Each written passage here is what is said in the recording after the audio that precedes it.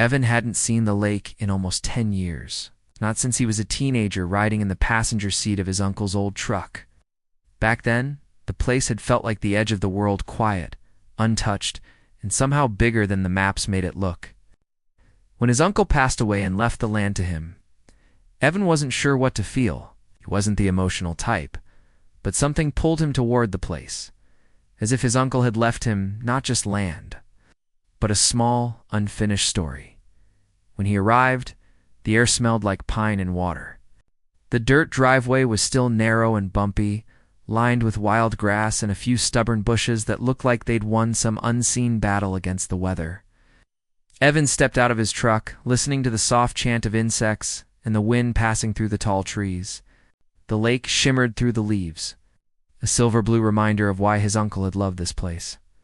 Evan had brought only the essentials for the first trip: tools, lumber, a cooler, and a folded blueprint he'd drawn himself.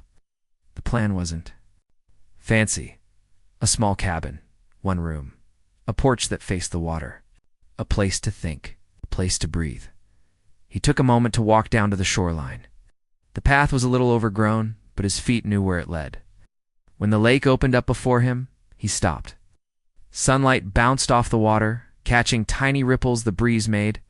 The land stretched far in both directions, more than he remembered, and he felt a faint tug of curiosity. He knew his uncle's lot was large. He'd never truly measured it in anything other than childhood memory. He'd barely had 2 minutes of quiet when he heard footsteps behind him, fast, sharp, and full of purpose. He turned and saw a woman marching toward him, as if she'd timed her steps on a metronome. She was dressed in a tidy vest, hair tightly pulled back, sunglasses angled like she was conducting an inspection. "Excuse me?" She snapped before she was even close enough for a normal greeting. "What are you doing on this property?" Evan blinked, trying to place her face. He didn't recognize her. She didn't look like a local, more like someone who walked around looking for things to correct. "I own it," he said simply. She let out a short, disbelieving laugh. "No, you don't. This area is part of our community, and all construction has to be approved. You can't just show up and start doing whatever you want." Evan took a slow breath, trying to stay patient. "My uncle left it to me. I have the paperwork." The woman crossed her arms. "Well, I'm the head of the HOA, and nothing happens here without my knowledge. If you think you're going to put up some kind of unsanctioned structure, you have another thing coming." Evan tilted his head. "The HOA doesn't cover this land." Her lips tightened as if he'd spoken an offensive phrase. "Everything around this lake is part of the community. Not this part," he said, keeping his tone calm. "This lot was never included." She stared at him, not blinking, as if she were waiting for him to confess he was lying. "What's your name?" she demanded. "Evan." "Well, Evan," she said, pointing at his truck like it offended her, "I will need to see your permits immediately." "I don't need permits from the HOA. You most certainly do," he sighed. "Look, I'm not trying to start any trouble. I'm just planning to build a small cabin. I've got everything squared away legally. You can check whatever records you want." The woman looked utterly unconvinced. "I'll be checking. Don't worry about that." Then she marched back toward the road, her steps just as sharp as before. Evan watched her go, unsure whether to laugh or roll his eyes. He'd barely arrived, and already someone wanted to tell him what he could or couldn't do. After she disappeared among the trees, he walked back to his truck and pulled out a bottle of water. He had a long weekend ahead, and one unexpected interruption wasn't going to derail his plans. He set the cooler in the shade, rolled up his sleeves, and started unloading the lumber. The sun climbed steadily as he worked. With each piece of wood he carried, he felt the weight of the city slipping off his shoulders. His uncle had always said the lake had a way of clearing the mind, and Evan finally understood what he meant. Even with the stranger's rude introduction, the place still felt peaceful. Hours passed as he measured, sawed, and laid out the foundation markers. He wasn't rushing. There was a certain quiet satisfaction in working with his hands, especially on land that carried memories. At one point he paused, leaning on a post, and glanced down the shoreline again. No? The water curved gently, reflecting the sky like a long, glassy ribbon. The secluded stretch of land felt almost too perfect.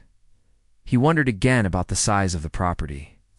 His uncle had mentioned once in passing that the land had a good amount of waterfront, but Evan hadn't taken it seriously at the time. Now, looking around, he made a mental note to read the deed more closely when he got back home. In the late afternoon, he heard voices from the road. At first, he assumed it was hikers or neighbors passing by. But then he saw 3 people walking toward him, 2 men and a woman, all carrying stapled papers and clipboards, leading the group. Was the same woman from earlier, looking even more irritated than before.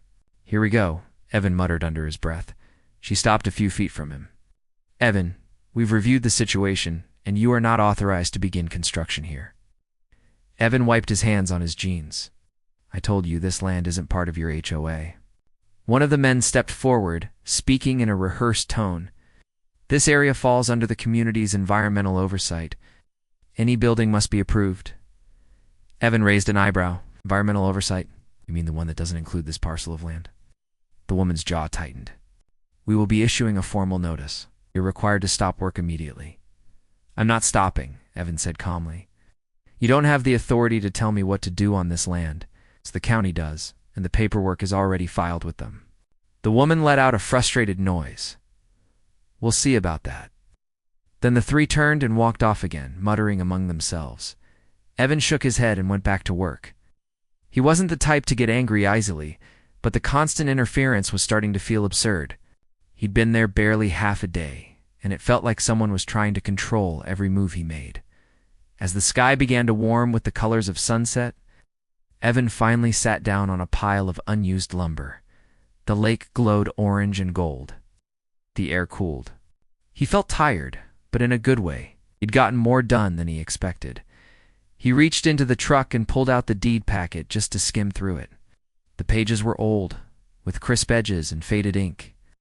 But everything was clearly labeled survey maps, parcel numbers, boundaries. For now, he only glanced at it, planning to study it properly later. He placed the packet back in the glove box and sat quietly, listening to the water. Despite the interruptions, despite the uninvited lectures from the HOA, he felt grounded. Being there made the world feel slower, calmer.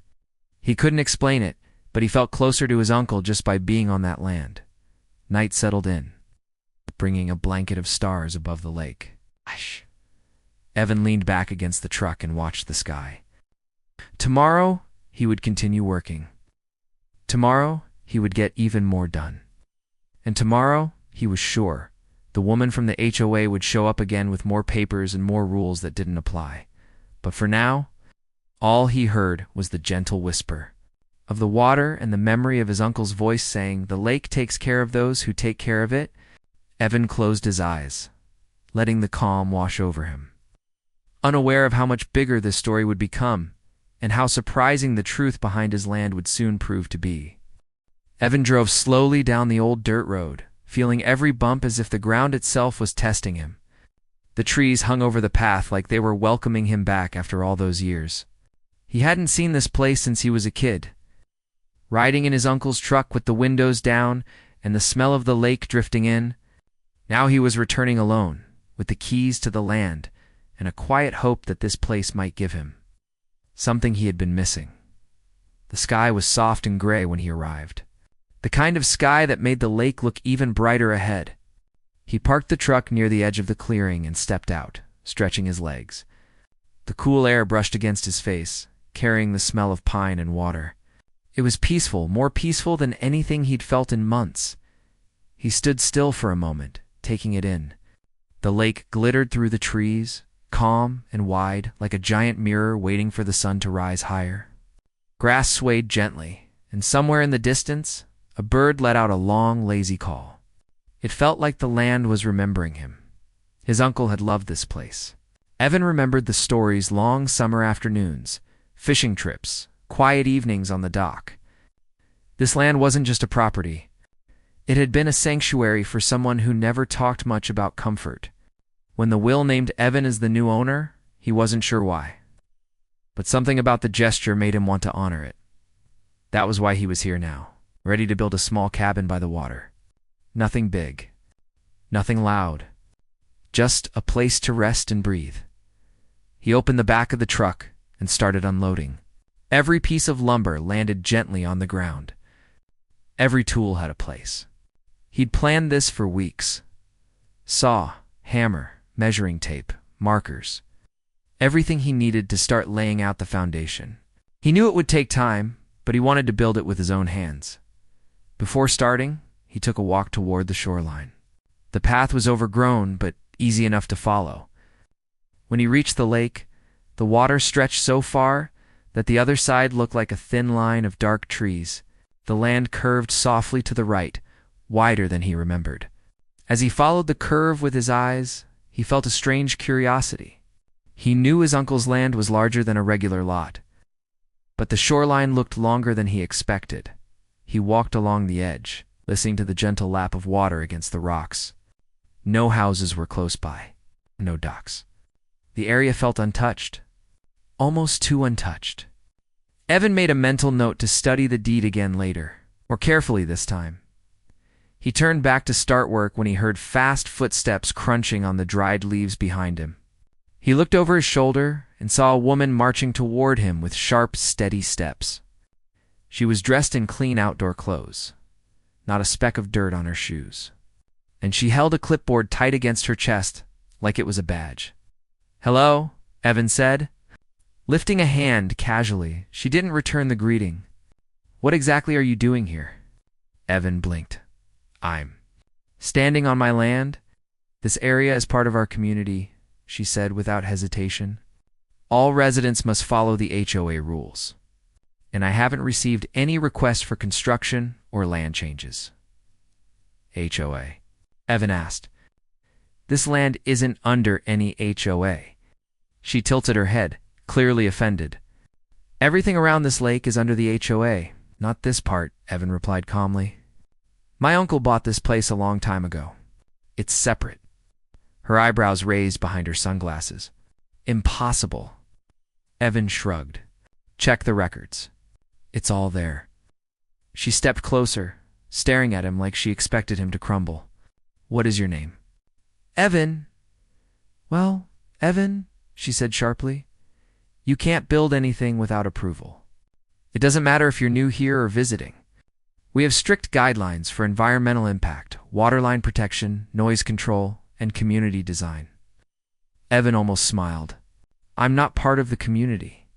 The woman's jaw tightened. "Everyone thinks that at first." He took a step back, more for his own comfort than hers. "Look, I'm not trying to start a fight. I'm building a small cabin. Everything is legal. If you want to check county records, go ahead." The woman stood still for another moment, staring at him with stiff suspicion, then finally turned. "I will be checking," she said over her shoulder. Her walk back up the path was just as loud and rigid as her arrival. When she was gone, Evan exhaled and returned to his truck. He had expected quiet days of work, maybe the occasional neighbor waving from across the way. He hadn't imagined someone bursting out of the trees with a clipboard. He brushed the moment aside and got back to laying out the foundation lines. He used stakes and string to mark the cabin size. It was satisfying work, slow and steady. The sun climbed higher, warming his shoulders, and for a while the world was exactly what he hoped it would be. Every now and then he paused to take in the view. The way the sunlight bounced off the lake, the hum of the breeze, it felt grounding, honest. By early afternoon, the foundation markers were set. Evan grabbed a drink from the cooler and sat down on a log. He wiped sweat from his forehead and listened to the soft roll of water. Life here moved gently at its own pace. All was calm until he heard more voices approaching from the road. This time there were several of them footsteps, papers rustling, low murmurs. When he stood up, he saw 3 people heading his way. Leading the group was the same woman from earlier, her shoulders tense and her face pulled into an even sharper expression. She didn't wait for him to speak. "We conducted a review," she said, lifting her papers like they were evidence. "You are not authorized to build here." Evan took a slow breath. "Did you check the property line?" One of the men behind her spoke up. "This area falls under our environmental monitoring. Any building must be reported and reviewed for compliance." "This land isn't part of your HOA," Evan repeated. "You're wasting time." The woman stepped closer again, her voice firm. "We'll be delivering an official notice. You are required to stop immediately." Evan looked at all three of them, then down at the fresh stakes in the ground. "I'm not stopping," he said, steady but polite. "I've already cleared this with the county. You don't have authority here." The woman let out a frustrated breath, turned sharply, and started walking away. The others followed. He heard them whispering, but he didn't care enough to make out the words. When their voices faded, the lake returned to its quiet rhythm. Evan shook his head and went back to work. There was something almost surreal about being told what he could and couldn't do on land that his uncle had taken care of long before any HOA existed.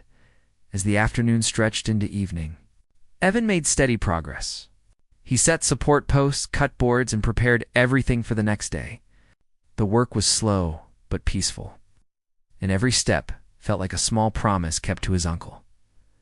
By the time the sun began sinking behind the trees, Evan was tired in the best way possible.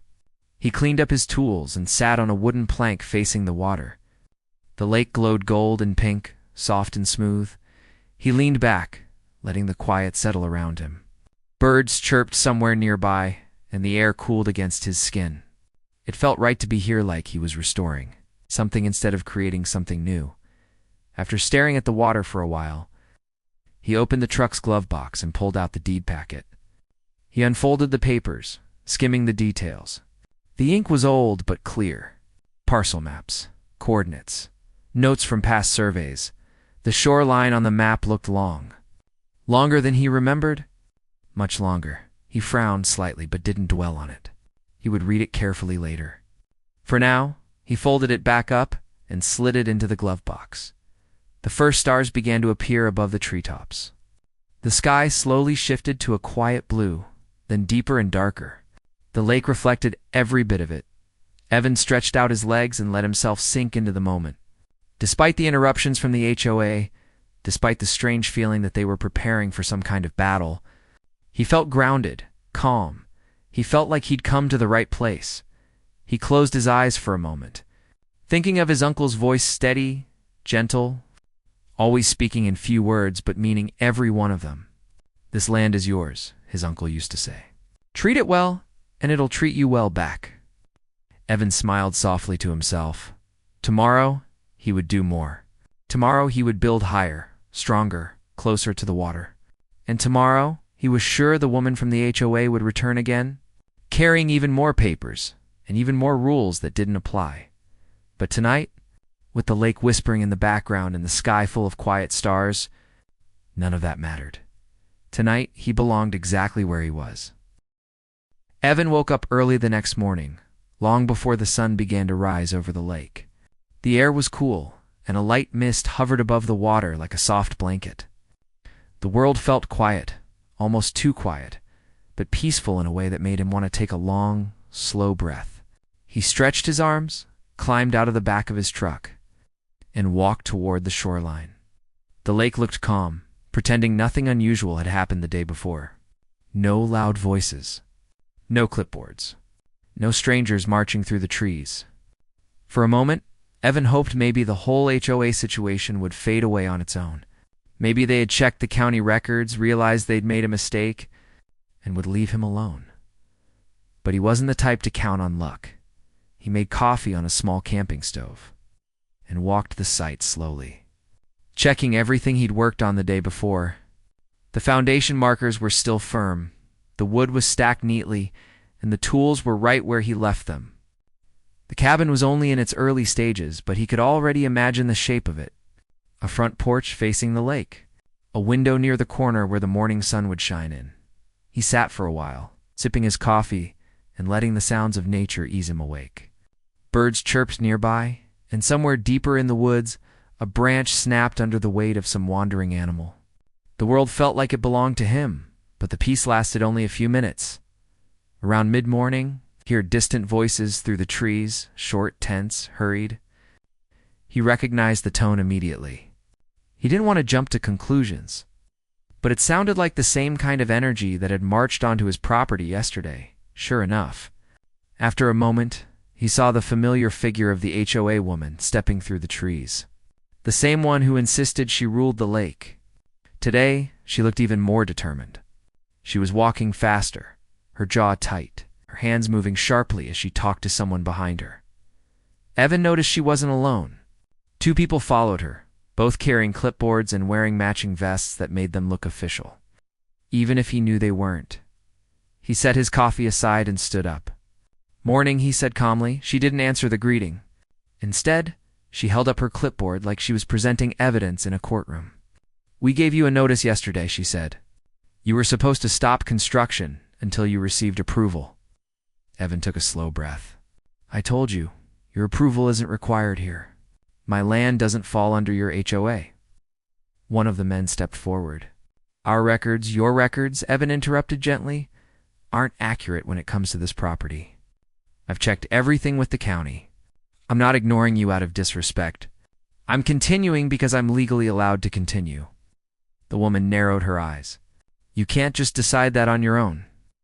"I didn't decide anything," Evan said. "It's in the deed. This land isn't part of your jurisdiction." She folded her arms and looked around the clearing, as if searching for something wrong, something she could report. "You're disturbing the natural environment. The noise, the equipment, the changes to the ground. You can't do that without approval." "Everything I'm doing is allowed by county law," he said again, trying to keep his tone steady. "And I'm not harming the land." The woman leaned in slightly. "We'll see what the authorities say about that." Evan didn't like the sound of that, but he didn't rise to it. He simply watched them as they turned and marched away again, whispering to each other. It felt like they were planning something more extreme than yesterday's interruption. He waited until their voices disappeared completely, then sat back down and finished his coffee. He didn't want trouble, not with the HOA or anyone else.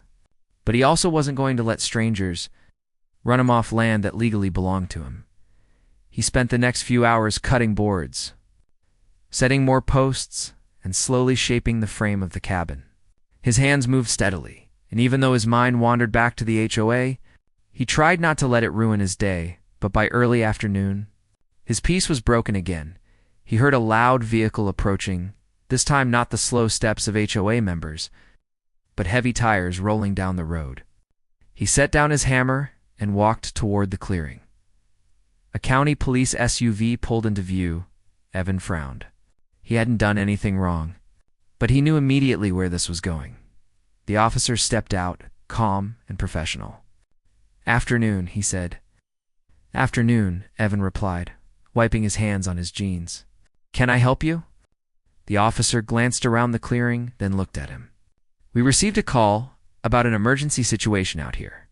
A report that someone was building without permission, and that it might be a safety issue." Evan closed his eyes for a brief second, then opened them. "Let me guess. Someone from the HOA called you?" The officer gave a small shrug. "I can't say who, but the call mentioned environmental risk and possible harm to the lake. We're required to check it out." Evan nodded and walked to his truck. He opened the glove box and pulled out the deed packet. "I understand," he said calmly. "I'm just doing what I'm legally allowed to do. This land isn't part of the HOA. Never has been. Here's the deed." The officer took the papers and scanned them carefully. He flipped through each page, checking the parcel numbers, the boundaries, the survey marks. His expression softened the more he read. After a moment, he nodded. "Everything looks in order. This is clear. The property line is well outside the HOA area." Evan exhaled quietly. The officer handed the papers back. "You're fine. Just be careful with tools and keep the area clean. But you have every right to build here." Paused, then added with a tired sigh, "If you're open to advice, you might want to expect more calls from whoever complained." Evan gave a small smile. "I already figured that out." The officer smiled back. "Well, don't worry too much. False emergency calls are something we take seriously." As he walked back to the SUV, Evan noticed movement near the tree line. The HOA woman was standing there, arms crossed tightly, watching everything unfold. When the officer waved at her and said something he couldn't hear, she stiffened. Her face tightened, like she'd bitten into something sour. She turned and walked away quickly. Disappearing between the trees, the officer climbed into his SUV and drove off. As the sound faded, the clearing grew quiet again. Evan stood alone for a moment, looking at the lake, and shook his head. He didn't understand why she was so determined to control land she didn't own. It wasn't logical. It wasn't even helpful to her community. It was just stubbornness, the kind that had nowhere else to go. Evan went back to work, trying to focus on the good parts of the day, the progress he'd made on the cabin. The peaceful sounds of nature, the reminder that he truly did own this place. But even as he worked, he felt the aftertaste of the morning lingering behind him, an uneasy feeling that the HOA woman wasn't done yet. He saw her frustration in the way she clenched her jaw when the officer told her the truth. He saw the way she stormed off, not defeated but planning her next move. And Evan knew people like her didn't give up easily. As the afternoon turned to evening, he hammered in the last few boards for the day and stepped back. The frame of the cabin was finally visible, a shape rising from the ground, simple but solid. He felt a quiet sense of pride. The lake glowed softly in the sunset, turning shades of orange and gold. Birds darted through the sky, and small waves tapped gently against the rocks. It felt peaceful again. For now, he made dinner on the small stove, eating slowly while watching the changing colors of the sky. When the stars began to appear, he sat by the water and let the quiet settle over him. Even with the tension earlier, he felt grateful to be here. This place felt honest, alive, full of memory and promise. But he couldn't ignore the truth. The HOA issue wasn't over. Not by a long shot. He thought about the officer's words. False emergency calls were serious. If she kept it up, she could get into real trouble. But people like her didn't usually think about consequences, only controlled. Evan sighed softly and stared at the water. He didn't want conflict. He didn't want arguments, or tension, or strangers marching through the trees with clipboards. He just wanted to build a cabin and honor the land that meant so much to his uncle. But tomorrow, he suspected, would bring another round of interference, and he wasn't wrong as he lay down to rest in the back of his truck. Listening to the soft hum of crickets and the gentle touch of wind on the lake, he wondered how far the HOA woman was willing to go. He didn't know it yet, but the worst was still coming. And the truth about his land, the truth he hadn't fully uncovered, was bigger than he'd ever imagined. The days after the sheriff's visit felt strangely quiet around the cabin. The man tried to pick up where he left off, finishing the railing on the porch and clearing a bit more of the brush near the water. But even while he worked, he kept wondering what the HOA neighbors would do next. He was sure they weren't finished. People like that never stopped at one attempt. They always believed they were right, even when the law said otherwise. About a week later, he found out just how far they were willing to go. It happened early in the morning. He had just stepped outside with a cup of coffee when he noticed a few cars parked at the far end of the road, not quite blocking it this time, but close enough to make a message. He sighed softly. He already knew. A group of neighbors stood around, whispering the way children do when they pretend they aren't whispering. And in the center, wearing her wide hat and holding a clipboard like it was a crown, stood the woman who had called 911 the first time. She spotted him right away and straightened her back like she was preparing for battle. He didn't want battle. Not today. Not any day. Still, when she started marching toward him, he set his coffee cup down and waited. Before she even spoke, she lifted the clipboard and waved it slightly, as if it gave her authority over him. "We need to talk," she said. He nodded. "All right. What's going on?" She let out a breath, the dramatic kind. "We've had several complaints filed about your construction. It's causing disruptions. Noise, traffic, and changes to the appearance of the neighborhood. So we've reviewed the guidelines, and according to our rules, structures on this land must follow community standards." He blinked. "This isn't HOA land." She smiled, the kind of smile that isn't a smile. "Actually, we believe it is." He stared for a moment. "Believe? You believe it is? That's not how property works." Her eyebrows tightened. "We're trying to maintain harmony. This project of yours, this cabin, has brought instability. People are upset. And when people are upset, we have to act." He crossed his arms. "Is anyone upset because of something real? Or because they assumed they owned more land than they do?" A few neighbors behind her shifted uncomfortably, but she didn't blink. She only pressed her lips together. I'm giving you an official warning. If you continue building without our approval, we'll be forced to issue penalties. He breathed out slowly. You don't have any authority here, and you've been told that. The sheriff told you that. Her jaw tightened. The sheriff doesn't decide HOA jurisdiction. He bit back a laugh. Actually, the county does. And the county says this land isn't part of your HOA. She stepped closer, lowering her voice. You can fight us if you want, but it will make things difficult. Very difficult. You won't want the trouble we can bring. He looked down at her clipboard, then back up at her eyes. Is that supposed to scare me? It's not a threat, she said. It's a promise of what happens when people ignore rules. He took a step back. Not because he was intimidated, but because he suddenly felt tired of all of it. Look, he said calmly, I'm not trying to fight anyone. I'm just trying to build a cabin on land that I legally own. That's it. I'm not bothering anyone. I'm not taking anything from anyone. Her face didn't soften. You're disrupting the environment of our community. He waved a hand toward the thick woods, the river, the wide open space. This is nature, not a planned neighborhood. You don't get to control everything you see.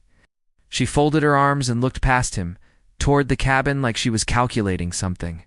We'll see about that, she said finally. Turning back to the group, he watched them walk away slowly, whispering again, glancing over their shoulders as though they were planning something bigger, and he had a feeling they were. He tried to shake it off and focus on his day, but the feeling stuck with him like a small stone in his shoe. That afternoon, he drove into town for supplies. He needed wood sealant, more screws, and a few fittings for the windows. At the hardware store, he noticed a flyer taped to the counter. It read, Community Meeting, Discussion of Riverfront Concerns. He frowned. The date was 3 days away, and the organizer listed at the bottom was the woman's name. He hadn't been invited, but he didn't need an invitation to know he would be the topic. He took a picture of the flyer, bought his materials, and drove back to the cabin, thinking the whole time about what they were planning. When he arrived home, he noticed something odd. Footprints in the dirt near the back of the cabin. Fresh footprints. More than one set. He looked around slowly. Nothing seemed missing. Nothing was broken. Nothing seemed out of place. But someone had walked around the cabin while he was away. He checked the ground near the water. More prints there. A couple of them led closer to the river before turning back. He didn't panic, but he felt the muscles in his shoulders tighten. Someone had been looking for something. Or maybe measuring something. He didn't like either possibility that night. He sat on the porch watching the sun fade behind the trees. The air smelled like pine and cool river water. He loved this place. That was why he bought it. That was why he wanted to build here.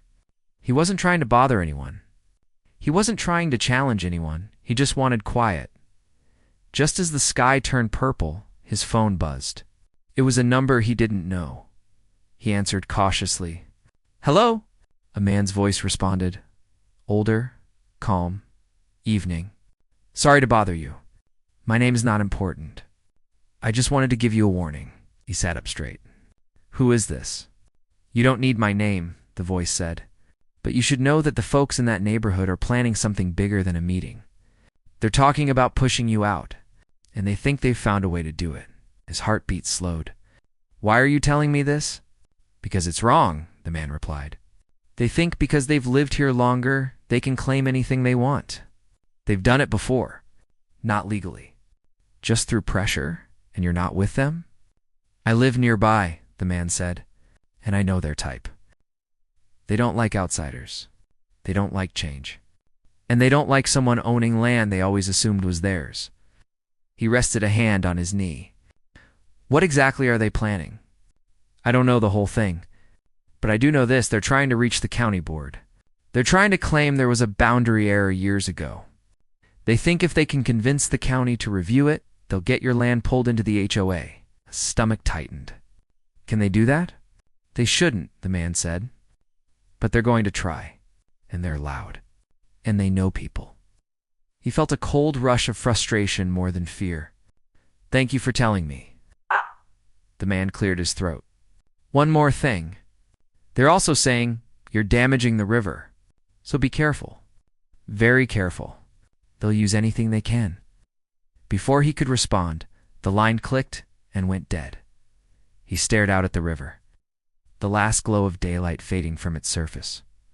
Boundary error. River damage. County board.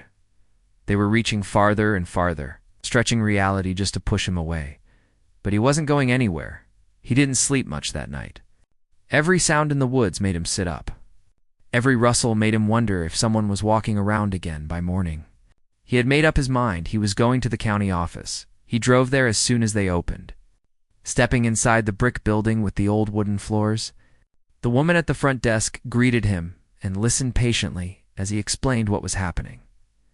Her eyebrows rose when he mentioned the HOA. "Oh, them," she said knowingly. "They come in here every few years trying to get more control over properties that were never part of their plan." "So this has happened before?" he asked. "Not exactly like this," she replied, "but similar. They don't like when someone owns land they want. But your deed is solid. Very solid. Riverfront rights and all." He felt himself relax a little.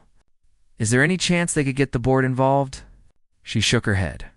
"We won't review boundary lines unless there's official evidence of an error." And there isn't. Not even close. He nodded slowly. "That was good. Very good. But she wasn't finished. They also left a message last week claiming you were damaging the riverbank." He blinked. "What? I've done nothing like that." "I know," she said. "The county sent someone out quietly to look.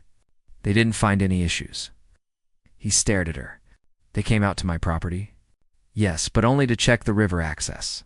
They didn't enter your cabin site. So they're already trying everything." "Agree." She gave him a sympathetic smile. "You might want to keep everything documented. Pictures, receipts, progress notes. If they keep pushing, it's good to have proof." He thanked her and left. Feeling more prepared but also more aware of the situation, the neighbors weren't just irritated, they were determined. When he returned to the cabin, he found a folded note tucked into the crack of his porch door. His stomach tightened as he opened. It read, "You are making this harder than it needs to be. Stop now before this becomes ugly." No name, no signature. Just the message. He closed his eyes for a moment, letting out a slow breath. They were crossing lines now. He set the note down on the porch railing and looked out at the river, his riverfront. The place he bought because he wanted peace, and he knew that whatever came next, they wouldn't stop, not until something forced them to, or until he showed them. They were messing with the wrong person, and that moment was coming soon. The morning after he found the note on his porch, the man woke up with a feeling he couldn't quite name. It wasn't fear, though maybe it had hints of worry. It wasn't anger, though frustration sat somewhere in the back of his chest. It was something else entirely, something like determination wrapped in exhaustion. He knew one thing for sure. He wasn't going to let them run him off land he legally owned. But he also wasn't going to let things turn into a shouting match every week. There had to be a way to bring this to an end once and for all. Still, the note bothered him. The tone of it. The lack of a name. The message that someone wanted him scared. That someone, somewhere, thought they could force him into giving up what was his. He folded the note and placed it into a drawer inside the cabin. He didn't throw it away. Something inside him told him it might be important later. As he stepped outside, the sun was rising over the river. The light hit the water in a soft glow, making everything feel peaceful. Beautiful, even. It was the kind of morning that reminded him why he chose this place in the first place. He walked down to the riverbank, letting the cool air brush against his skin. Birds chirped from the trees. A fish jumped in the distance, making a small ripple across the surface. Everything felt calm. But he knew calm wasn't going to last. The community meeting. The one the HOA woman had arranged was set for later that afternoon. He wasn't part of their group, but something told him he needed to show up. Not to argue. Not to yell. Just to hear what they were planning, He wanted to be prepared. He spent the next few hours working on the cabin, sanding the porch steps, fixing a loose board on the deck, organizing his tools. It helped steady his mind. By noon, he washed up, changed into clean clothes, and got into his truck. The meeting was being held at a small community building near the entrance of the neighborhood. It was a place used for barbecues, gatherings, and holiday events. He parked a little distance away and walked slowly toward the building. As he got closer, he could hear voices inside loud, overlapping, emotional. He stepped in through the side door. The room went quiet. Dozens of eyes turned toward him, some shocked, some annoyed, some downright hostile. And there she stood, the woman with the wide hat and the clipboard. She looked at him like he had walked into her private kingdom. "What are you doing here?" she asked sharply. He kept his voice calm. "I saw the flyer." "About the Riverfront concerns? I thought it might be important for me to hear what's going on since you're talking about land that belongs to me." A murmur rippled around the room. One man in the back crossed his arms. "This is a community meeting for residents. I'm a property owner here," he said. "I may not be part of your HOA, but I'm part of the community." The woman narrowed her eyes. "You're not a resident of the neighborhood. This meeting isn't for you." He took a slow step forward. "If this meeting were only about the neighborhood, I'd agree. But this meeting is about my land, my riverfront, and your group is making claims about it. So I think I have the right to hear what's being said." The woman's lips tightened. She looked around the room as if hoping someone would support her decision. But the room seemed split. A few people nodded. Some shook their heads. Some simply looked uncomfortable. Finally she said, "Fine, but sit in the back, and do not interrupt." He nodded once and quietly took a seat near the wall. The woman continued her speech, flipping through her papers with exaggerated motions. "As I was saying," she began, "this new structure on the riverfront is causing disruptions to our community's visual harmony. It does not blend with the neighborhood style. It brings in traffic. It affects the peaceful environment." He bit the inside of his cheek but stayed silent. Another neighbor raised a hand. "I've lived here 15 years. That riverfront has always been part of our walking trail. Now suddenly we can't use it because someone builds a cabin?" The woman nodded dramatically. "Exactly. The riverfront has always felt like part of our shared land. He couldn't keep quiet at that. Feeling like something is yours doesn't make it yours." "Sir," the woman snapped. "I said no interruptions." He lifted his palms slightly. "I'm just clarifying a fact." Several people in the room whispered in agreement. The woman noticed and stiffened. Another person stood up, a younger man who looked uncomfortable even being in the room. "Look, I get that the cabin surprised people, but he owns the land, legally. And honestly, the cabin doesn't bother me. I barely even see it from the road." The woman shot him a sharp look. "You don't understand what's at stake." The man in the back asked. The woman hesitated. "Just for a second, then," she said. "Property values." A couple people nodded, but many others exchanged doubtful looks. Someone else asked, "Has anyone even talked to the county?" The woman cleared her throat. "We have contacted them with concerns about possible boundary errors." The man straightened in his seat. "There are no errors." The woman slammed her clipboard on the table. "How do you know that?" "Because I spoke with the county yesterday," he said calmly. "They confirmed everything is accurate." The room murmured again. The woman's face reddened. "Well, we'll request a second review. The county said they won't review anything without legal evidence," he replied. She glared at him. "Stop interrupting." This time, more than one person spoke up. "He's giving information we need. Owns the land. He should be part of this discussion. He's being reasonable. Let him speak." The woman looked around the room and realized she was losing control. Her shoulders stiffened, and she drew in a long breath. "Fine," she said. "If you're so sure of your rights, why don't you explain why you think building that cabin is acceptable when it affects everyone else here?" He stood up slowly and looked around the room, not at her, not at the angry faces, but at the people who seemed tired of the conflict. "I bought the land because I wanted a quiet place to build a small cabin," he began. "I didn't buy it to bother anyone. I didn't build it to cause trouble. I didn't put up fences or block trails or take anything from anyone." He paused. "I'm not here to ruin anything for this community. I just want to live my life in peace, the same way everyone here does." Someone in the front nodded. Another murmured, "Makes sense," continued. "I've followed every regulation.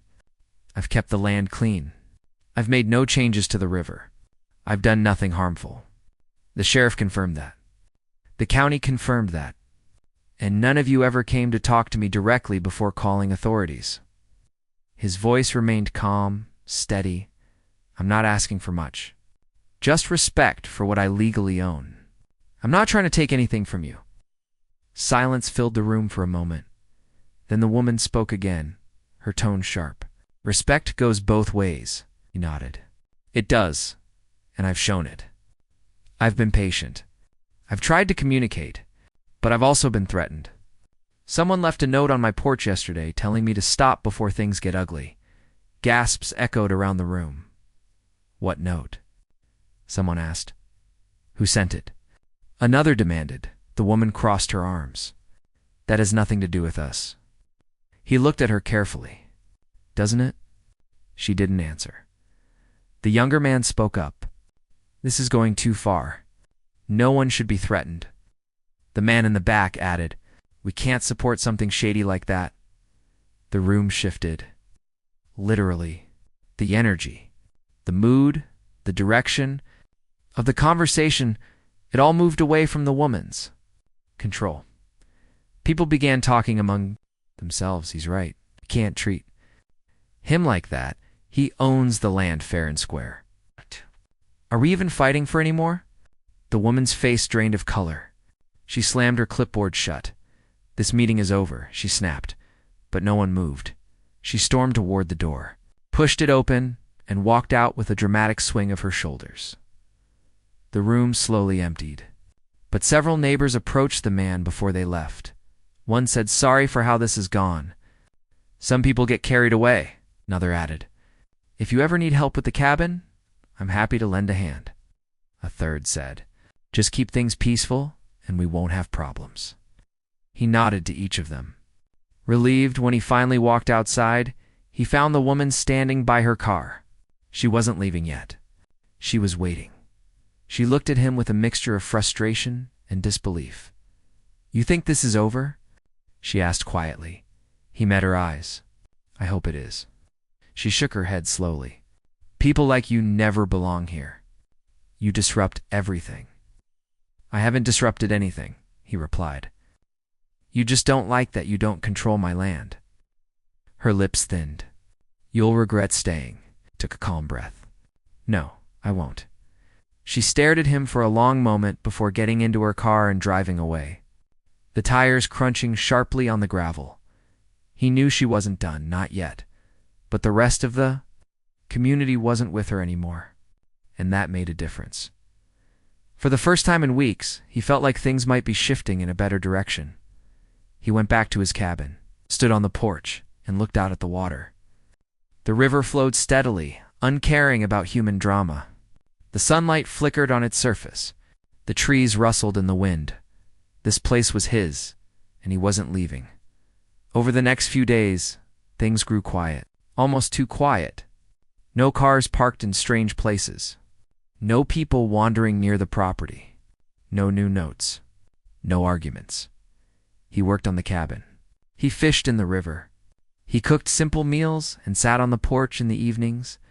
It started to feel like peace, until one morning, he heard footsteps again. He stepped outside quickly, half expecting another confrontation.